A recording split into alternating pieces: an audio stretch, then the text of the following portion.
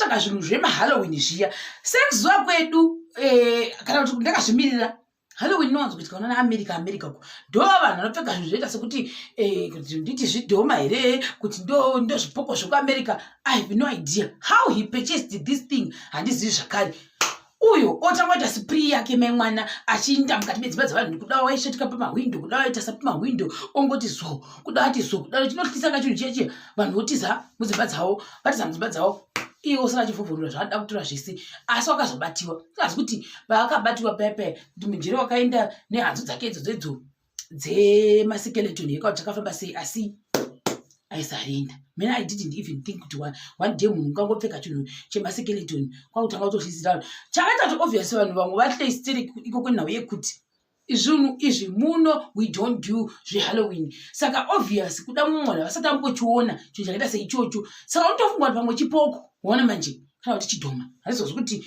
difference yacho yakamira papi. Tobva ipapo toenda zvekare pane imwe nhau yanetsa kuFacebook.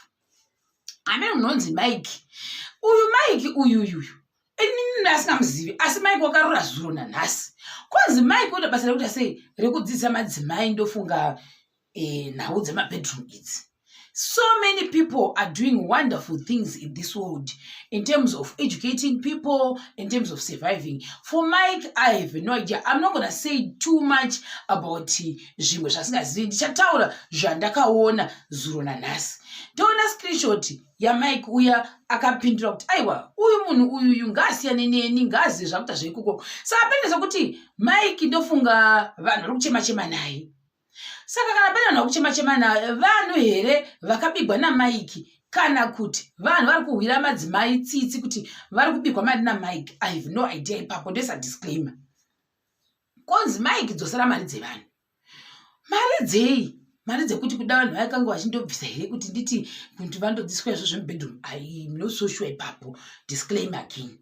Kwazita mwangonyera kumacomments zvikanzi Mike wakanetsa kubva kare sei Mike wachoni asati asungwa asi muchiti Mike unonetsa nekubira zviri sei ndadzoka zvakare nedzimwe nhau dzikunetsa kuti kwandikuita kuda nyaya yekutanga nemunhu wanzi wanga arura singaiti magutu endizoti magutu mupanda wana nekauti ndiye kupi kwachoni asi gutu yakakura kazoti kundo kweduko kwanga achiitira zvinhu zvinorura here asi asandaihwa nyaya saka kuda growth point kuda mahanga achizviitira.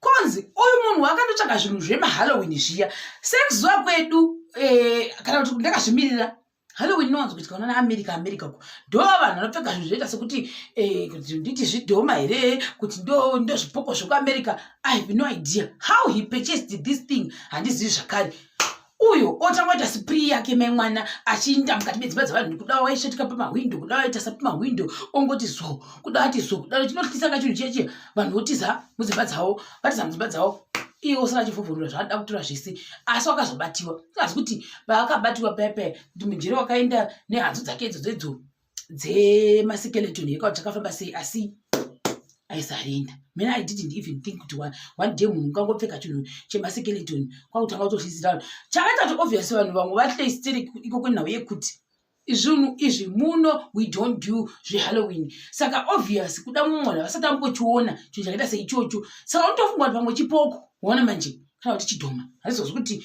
difference yacho yakamira papi. Tobva ipapo toenda zvekare pane imwe nhau yanetsa kuFacebook. Amene unonzi Mike uyu inini ndasingamuzivi asi Mike wakarura zuro nanhasi kwanzi Mike uda basa rekuita sei rekudzidzisa madzimai ndofunga nhau dzemabedroom idzi. So many people are doing wonderful things in this world in terms of educating people, in terms of surviving. For Mike, I have no idea. I'm not going to say too much about zvimwe zvasingazivi. Ndichataura zvandakaona zuro nanhasi. Ndaona screenshot yaMike uya akapindura kuti aiwa uyu munhu uyu ngaasiyane neni ngaazive zvakuita zveikoko. Saka pendeza kuti Mike ndofunga vanhu vari kuchema naye. Saka kana pane vanhu vakuchema naye vanhu here vakabigwa naMike kana kuti vanhu vari kuhwira madzimai tsitsi kuti vari kubigwa mari naMike. I have no idea ipapo ndoisa disclaimer. Konzi Mike dzosera mari dzevanhu. Mari dzei? Mari dzekuti kuda vanhu vakanga vachindobvisa here kuti nditi kuti vandodziswa izvo zvemubedroom. I am not so sure ipapo. Disclaimer again. kwazoti angongonyera kumacomments zvikanzi Mike wakanetsa kubva kare sei Mike wachoni asati asungwa asi muchiti Mike unonetsa nekubira vanhu mari muchidaro futi vanhu vanodzidziswa zvinhu zvina Mike vanomusapota vamwe ndokuti aiwa inini personally I prefer kuti ndidzidziswe zvimwe zvinhu nemunhu wemuchirume rather kuti ndodzidziswa nemadzimai munonetsa vamwe wavo zvikanzi no but you don't know this Mike very well. Mike kwanzi unoti chisendirei mapicture mapfeka maringarii ndoda kuona kuti ndikukorektei comment section yaidero like I said mina I don't even know face ya Mike yacho kuti wakaita sei ende kuti unoza kugara kupira kuti ndakazobatanidza ma statements ndona ma comments zvikanzi no Mike unogara kupi kuJoni saka vanhu vangoti he unobira vanhu vanoshanda kuJoni iwawo mari dzawo hard end mari dzinenge tini ina ndizosi kuti who told vamwe vanhu vachinyora ma comments kuti vanhu vacho vanoenda kuna Mike vanhu vanoshanda mudzimba handizi kuti statement iroro sei ranga richispread like that asi vanhu vanga vachipopota vachiti no please dzosera mari dzevanhu saka isazoti Mike uyu unoti vanhu uyai kuconference reka kumusangano ati uyai kumusangano ndokuti sai zvemubedroom I don't know asi Mike kwanzi wanetsa kumagroup saka hanzi kunenge uchidi uchikudzoserai Mike uya saka zoti manzi vanatsimere kuda ndofunga ngoda kuti sekutera kuti vanzi kuti